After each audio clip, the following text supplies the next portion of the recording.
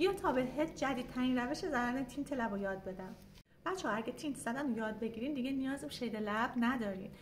تینت ماندگاری خیلی بالایی داره و شما وقتی که تینت رو استفاده میکنید قشنگ 24 ساعت براتون لبتون میمونه، پرکه پرکه نمیشه، گوله گوله نمیشه و خیلی طبیعی و نچرال و قشنگه، برجستگی نداره، پس نمیزنه.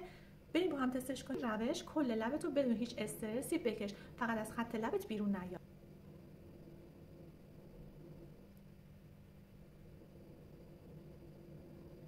اصلا استرس نداشته باش. به کمر پررنگش هم کار نداشته باش. کامل همه جاشو یه دور بکش.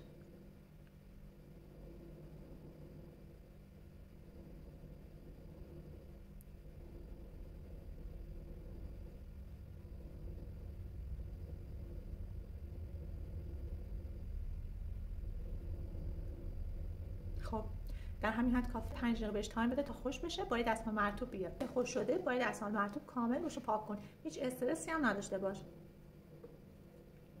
من روش رو با دستمال مرطوب کامل پاک کردم و اومدم. همینطور که میبینید یه رنگ بافت خیلی نرمی داره و انگار جنسی از لبه و شید شده. همه جاش متوازن هستش و موندگاری فوق العاده بالایی داره. بریم از این بعد تینتاتون رو این شکلی بزنیم.